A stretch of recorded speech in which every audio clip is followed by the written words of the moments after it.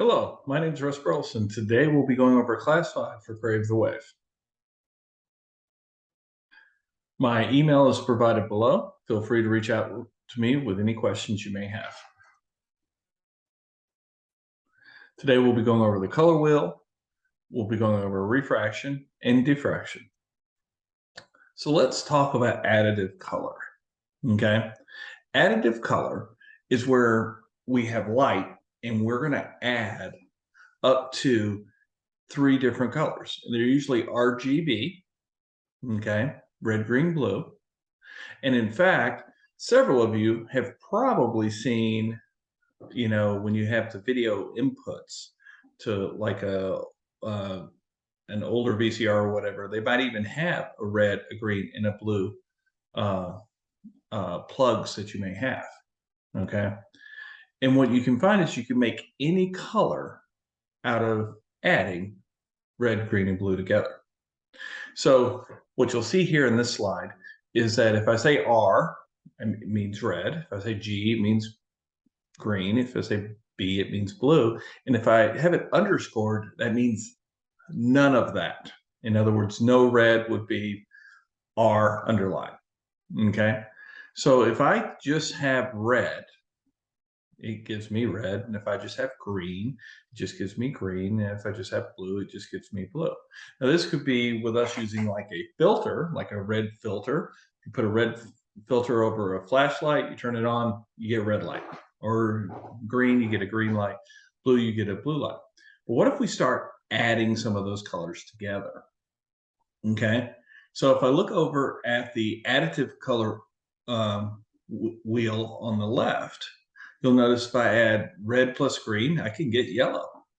If I add green plus blue, I can get a light blue, which is called cyan. Okay. And then if I add red plus blue, I get sort of a pinkish color, which is called magenta. Okay. So these are very important colors to know. These are your secondary colors. Okay. Now, if I added all 3 colors at once, the light is actually white. So if I took that same flashlight and I put a red and a green filter on the end of it, it would give me yellow light. Okay. And then if I put all 3 filters on the end of that light, it would give me a white light. Now, if I don't have any red and I don't have any green and I don't have any blue, it's going to be black. Okay. So again, additive colors are usually for lights, for filters. They're often used in CRT screens when they're doing the pixels together so that your eyes will combine them. And you'll notice over here it's also got the wavelengths listed, and then it's also got the subtractive colors that we would use for things like film and prints. So let's talk about subtractive colors, okay? So if I was going to mix paint or I was going to have an inkjet printer, you'll notice that when you order your inkjet printer ink, you're ordering magenta, cyan, and yellow ink. Sometimes it'll have a cartridge, an extra cartridge of black ink, since that's the most common color, and to save you from using up all your color cartridge. So when I talk about magenta, it'll be M, cyan will be C, and yellow will be Y. Okay? And of course, if they're underlined, it means they're not there either. So if I just have a magenta mix into my paint, it's going to be a magenta color. If I just have a cyan mix, it's just going to be cyan. If I just have a yellow, it's going to be yellow. But if I add, let's say, magenta plus yellow, and again, look over here on the right-hand color wheel, those 2 together make red, okay? If I take the cyan and the yellow and I mix them together, that's going to make green. And if I take the cyan and the magenta together, or excuse me, the magenta and the cyan and the magenta together, it's going to be blue. Now, if I add all 3 of them, this is where it's a little bit different. It'll be black. And if I didn't include any of them, it'll be white. And so again, think about it like you're mixing paint or you're doing a printer. So why do things appear the colors that they do? And the reason why they appear the colors that they do is that all surfaces that have color to them generally absorb some colored light and reflect other colored light. So if it's a beautiful white surface, that means it's reflecting all the colors. Okay, because you remember, we go back to the the subtractive colors on the light for the first color wheel. That would be how that would work. A black surface absorbs all the colors. Now, and so if you look over here at this one diagram, you'll see that there's three things that it can do. It can reflect, it can absorb, and it can transmit. Now, keep in mind when it transmits, sometimes it might be refracted, so might be bent, but we're not as concerned about that. What we're really looking at is what bounces off of it so that our eyes can see. And again, it's going to be diffuse reflection that we're looking for. Okay, so a red apple appears red because it reflects the red, but it absorbs the blue and the green. Okay, a yellow appears yellow because it reflects red and green, but absorbs blue. So you go back to that color wheel and you look at what color you're looking for, and that's going to be what it reflects, and it'll absorb all the other stuff.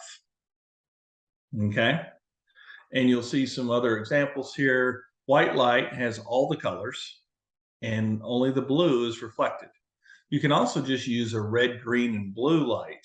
You don't need to have all the colors of the rainbow as they have in these examples. So now let's talk about refraction in more detail. And if this looks familiar, it's because we covered this in the previous class, but I think it bears repeating. You've got an incident wave coming from some type of medium hitting an interface and then being bent. Okay, the reason why it's bent is because the speed changes from one medium to the next. It might be going from a slower medium to a faster medium, or vice versa. Okay, the law for determining what is theta 1 in this case and what is theta 2 is Snell's law.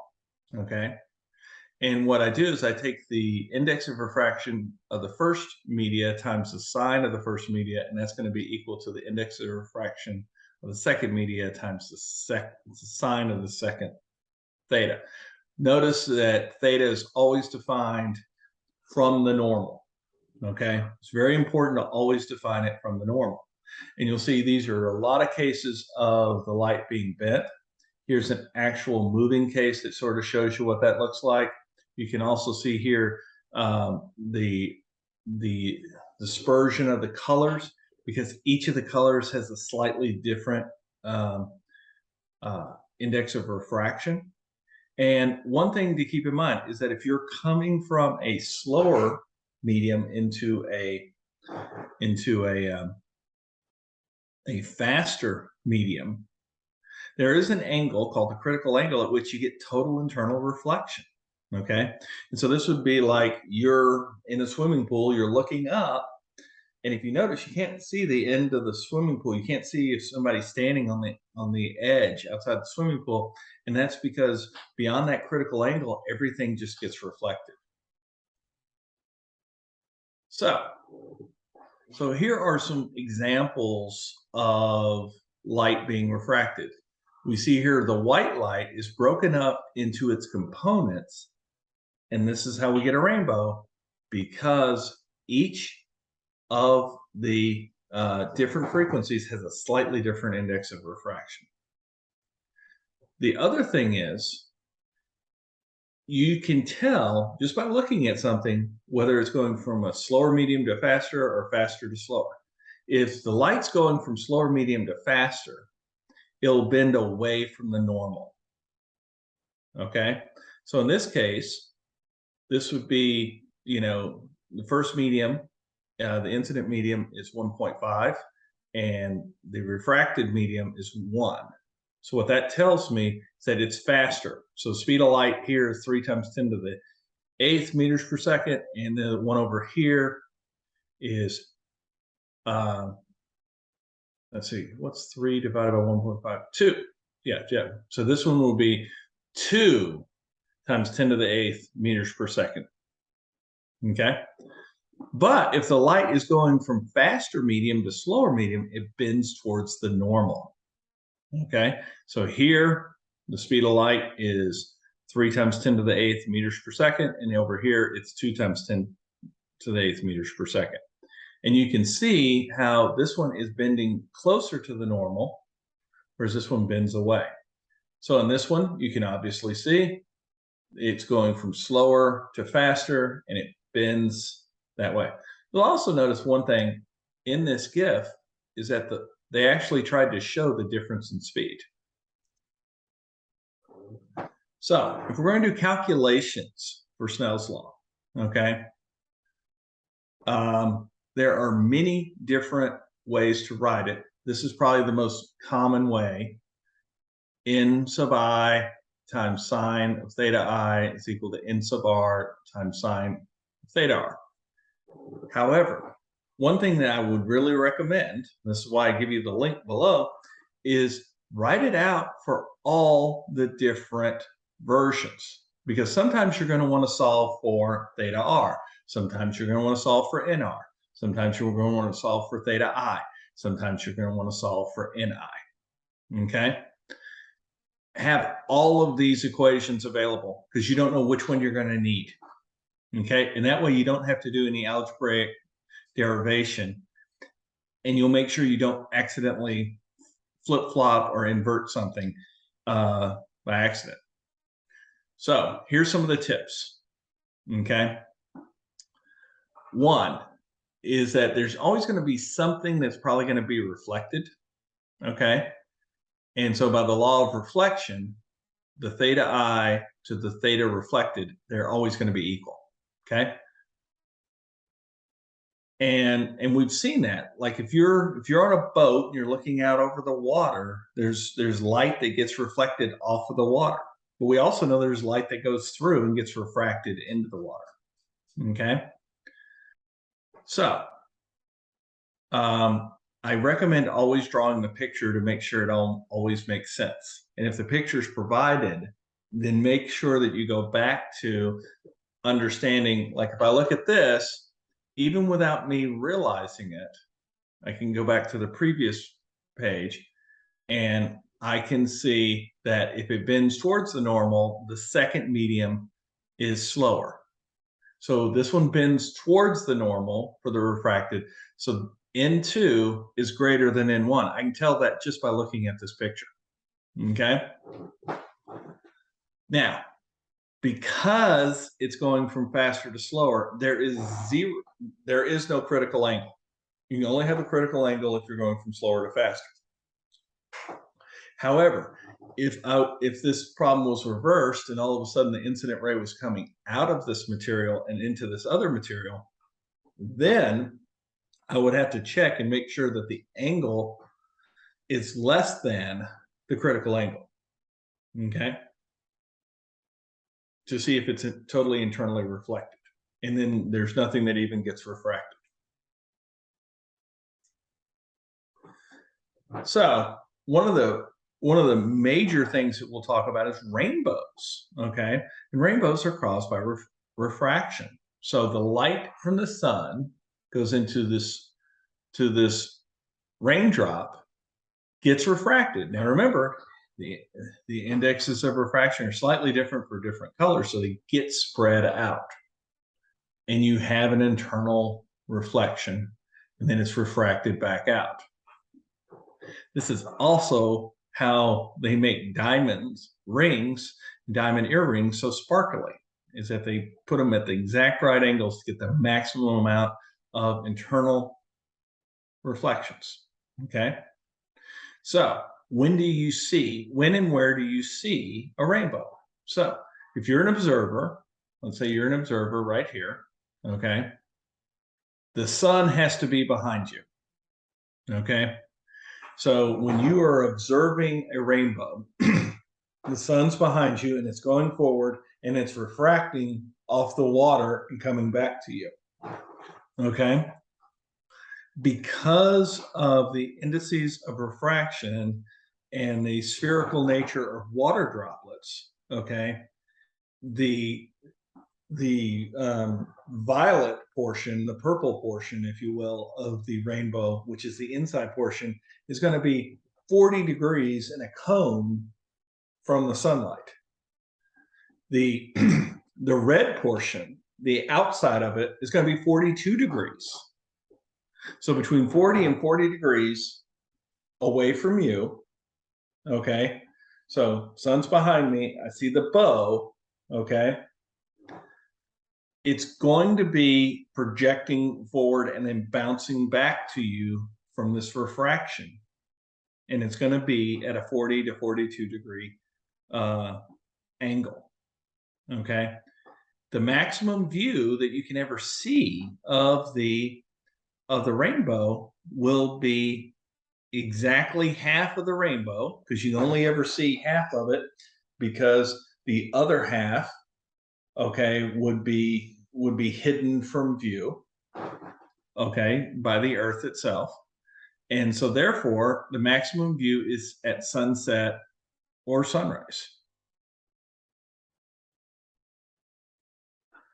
So let's talk about that critical angle. And that's the angle at which you get total internal reflection. Okay. So in other words, it's no longer refracting. It only occurs when you have a slower medium to faster medium. Okay. And what you'll see here is that we have the incident ray and we see the reflection here, but part of it's refracted until it gets to that point right there at the critical angle. And so if I look at it from this observation point here, if I have an incident angle of 0, no problem, I can see straight up. And so here, you know, basically we've got the slower material, it's almost water, and this is air up here, okay? And then I look over here, it refracts, here it refracts some more, and it makes sense that it's refracting away from the normal. That's what I would expect from going from slower to faster. But then at the critical angle, okay, it refracts completely internally, okay? And so in other words, there is no refracted line and there is a reflection. And here you get the total reflection. So this is why, if you look down here below at your,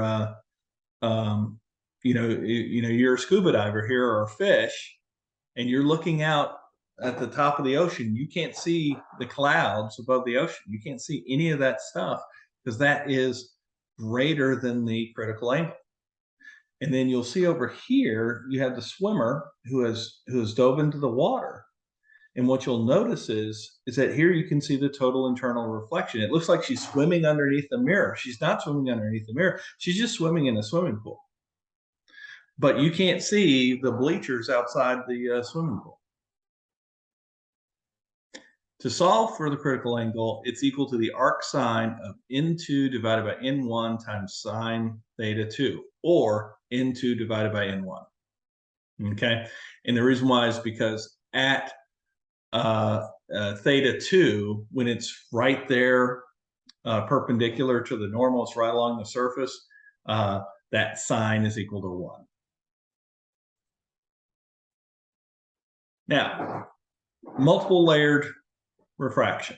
This would be like light going through a single plane of glass. Okay, so you might have air here is in one, in 2 is glass, in 3 is more air. Okay, that's a very common one.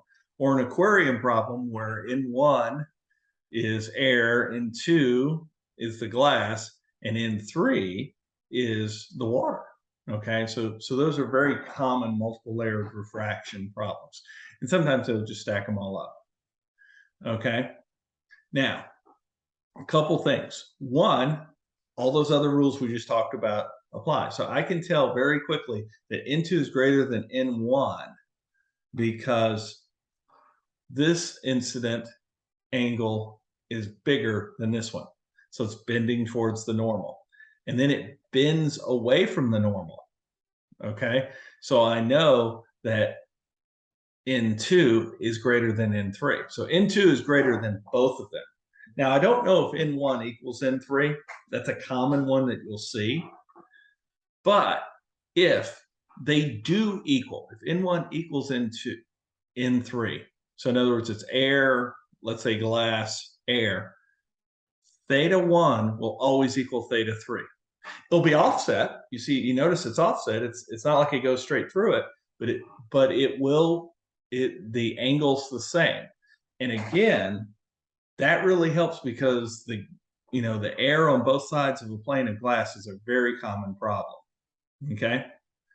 Now, any other type of thing, if N1, N2, and N3 are all three different types of materials, you're going to have to solve, and you just sort of have to follow the ray.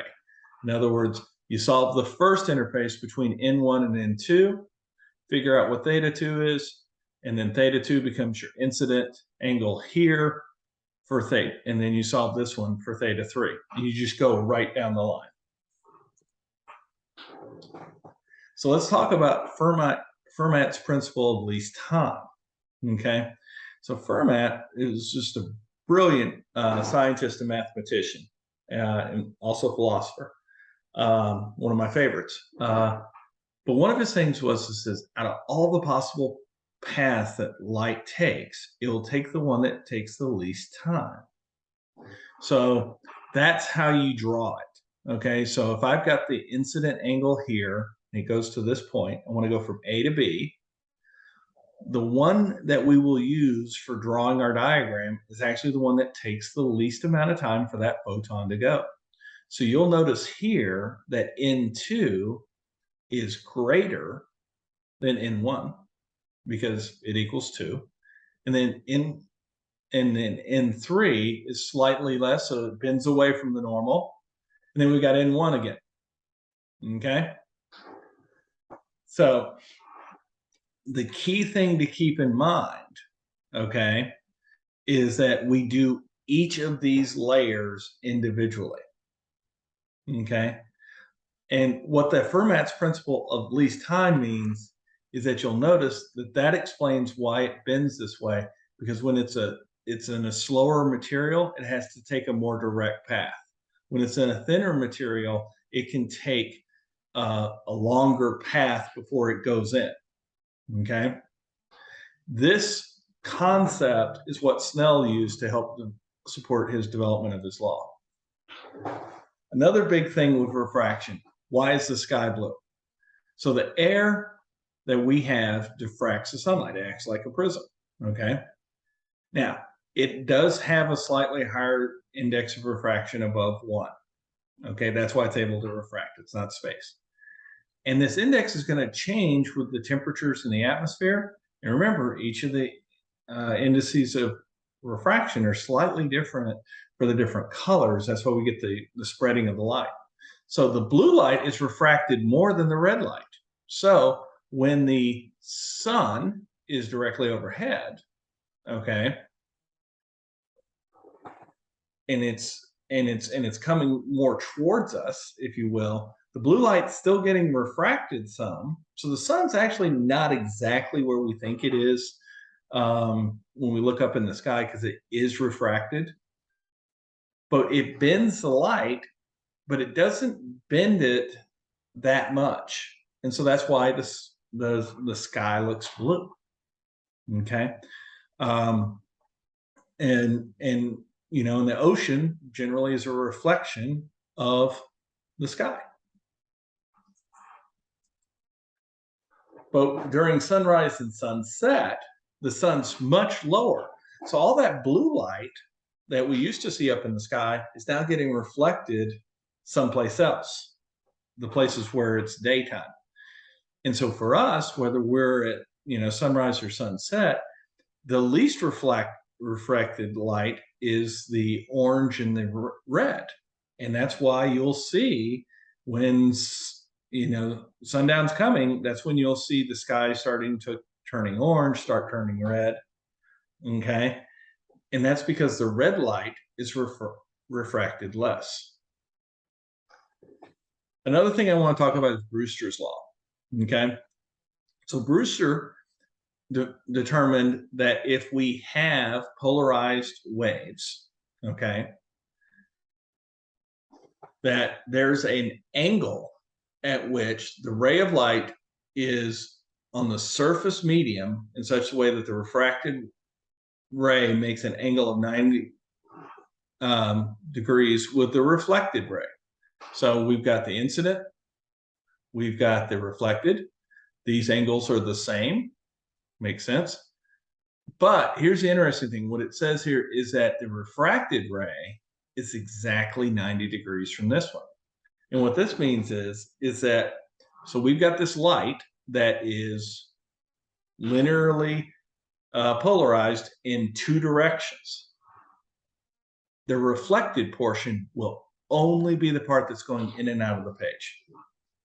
The stuff that, so in other words, if it's horizontally polarized, okay, that's the only stuff that will get reflected at that angle. Some of it will be refracted, okay? And the stuff that's vertically polarized will be 100% refracted, okay? And so what happens at that particular angle, you don't get vertically polarized reflected waves. So what they use, and just to give you an idea, for glass, it's 56 degrees. For water, it's 53 degrees. You know, it's going to vary slightly with wavelength, but that's how they make polarized glasses. And they also use this creating Brewster windows for bouncing lasers around and such. Now let's switch gears. Let's talk about wave diffraction. So remember, wave diffraction is the bending of light around an obstacle. So we no longer have two separate mediums. We now get the same medium, but we've got an obstacle, okay? And whether it's a water wave or an electromagnetic wave, you're gonna have the same sorts of issues. The other thing is that we can, if we have these waves coming through, hitting these small slits, they're like point sources.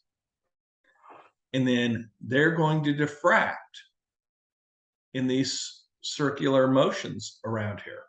And both of them are going to do that. And using superposition, they're going to add together in a couple of different directions. So these three separate directions are adding. And then in the directions in between those, where we don't see much, they're actually destructively interfering. So the constructive and destructive interference from a double slit aperture can really show you, the difference in diffraction. And so here it is mathematically, and here it is if you actually were to visualize it. This right here is a laser being shot through a small hole, and then those diffraction rings are caused by the shape of that hole because the light is slightly bending around there. You got to remember, this is why shadows are not absolute. And even if you're standing, if somebody's got a flashlight in the hallway and you're standing in a room and you're behind the corner of the room, you can still see stuff even if the light's not directly shining incident on it or reflecting in there. And this is all caused by superposition and interference. So in other words, it can be either a combined waveform like wave 1 and wave 2, where we have them combined and it adds, so it's constructive interference, or they can be out of phase and you can have destructive interface. Just keep in mind that all the waves you have can add to each other. Now they have to be the same type of wave. So in other words, we can add, let's say, different types of light, and it will be additive. We can add different types of mechanical waves and they'll add to each other. But you can't add light to mechanical waves. So let's talk about those diffractive patterns produced by constructive and destructive interference. So the areas where you have constructive interference are referred to as antinodal lines. Okay, the nodal lines are the lines where it's less, and you have destructive interference. Okay, and if you were actually to show the pattern of light, if these were light waves, and I was to put up a screen somewhere and look at the pattern of light, you'll notice that right here in the middle, that is the strongest I would see, and you'll keep it. And here's the interesting part: that's actually blocked. That's actually blocked, but all the diffraction adds up here. Here you've got diffraction, and then the side lobes keep getting lesser and lesser and lesser.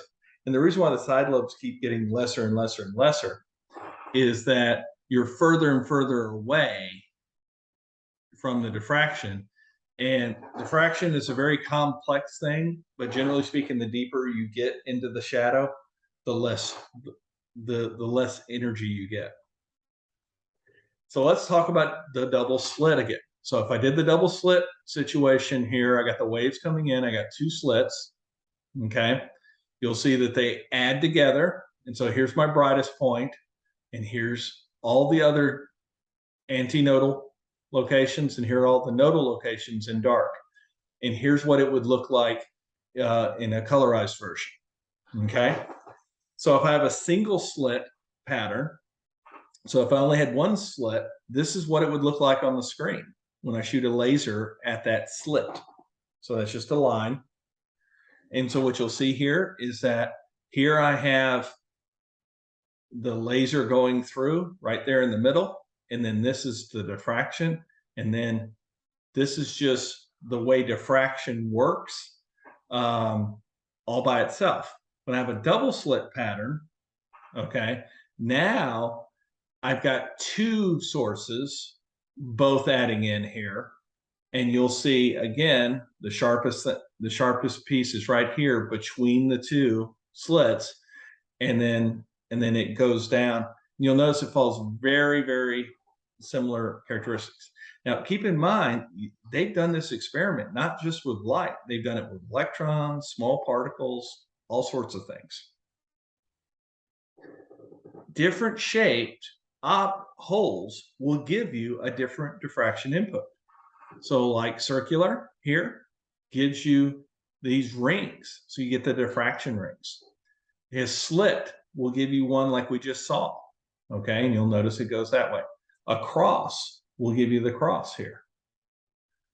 A hexagon will give you something like this. And then in the far lower left-hand side, if we have a square one, that's sort of what you get there. So you'll notice that the square one is very similar, if you will, to the cross. Okay? So that covers diffraction, and I will cover equations and other stuff next.